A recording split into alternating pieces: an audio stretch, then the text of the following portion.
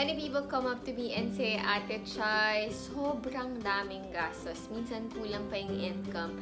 Ang hirap magsimulang mag-invest. Let me be straightforward with you. Hindi nauubos ang gastusin, trust me. But just because hindi nauubos ang gastos, does that mean never na rin tayong makakapagsimulang mag-invest? Let me be honest with you, I'm getting married in a few months. And I'm telling you, sobrang daming gastos. As in, sunod-sunod. And if there's anyone who could say, saka na lang ako mag-i-invest pag medyo nabawasan na yung gastos, pag tapos na yung wedding preps, etc. That would be me. But no, I don't give in to all of my excuses. Why?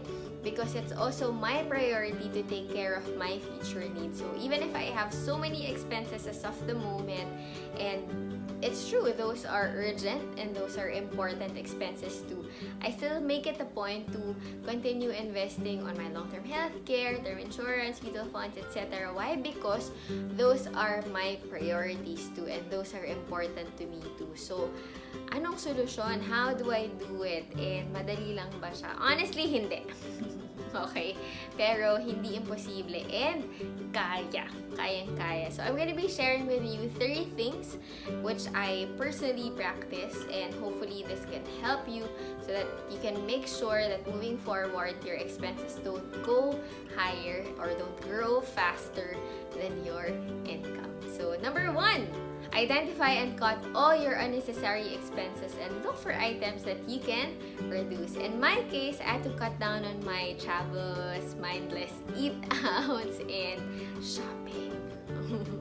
Why? Obviously, because these things are not my priorities. And in my current season, my priority is to take care of my wedding preparations, diba? So, simple lang, cut down on things that are not as important and urgent, diba? Kung sa current season mo, hindi mo naman talaga yung kailangan gastusan, huwag mo nang gastusan. Make sure that your money is properly allocated based on your priorities. So, in short, have a priorities-based budget. So, that's number 1. Number 2, if your expenses are inevitable or talagang hindi mo na alam kung ano yung ka-cut down mo, your solution is to increase your income. It's very important that you really look for ways to increase your income, and make sure you don't get into quick fix solutions like getting into loans or borrowing money from other people or using your credit card, kasi minsan yun pa yung magiging dahilan kung bakit mas lulobo at mas nadami yung mga gastos mo,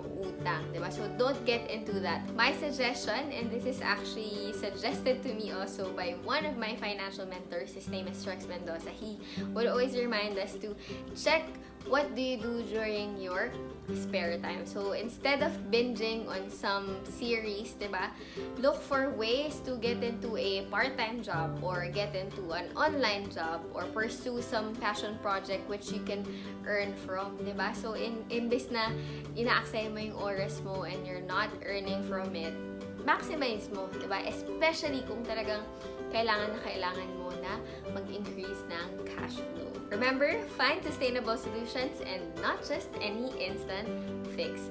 Number 3, quit all your excuses. Seriously, stop complaining, and bago pa sabihin na ang hirap, imposible, hindi ko kaya, etc., do something first. Do something to change your current situation.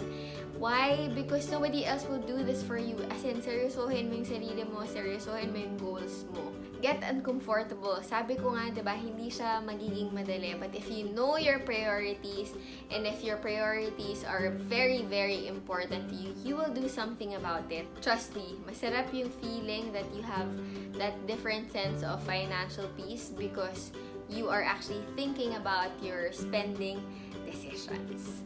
Okay? Seriously, if you think your expenses are growing way too fast for your life, upuan mo yan. Huwag mong i-deny and find solution. So before I end this, let me leave you with these 2 questions. Number 1, what are your priorities? And number 2, have you been allocating your money based on your priorities? So think about that. I hope you learned something from this video, and I hope you can share this to your friends and your family. Thank you so much for supporting, and if you have questions or if you have any thoughts about this, please feel free to reach out to me. I would love to hear from you. Again, thank you so much. This is Shai reminding you to keep on learning, keep on growing. Thanks and see ya!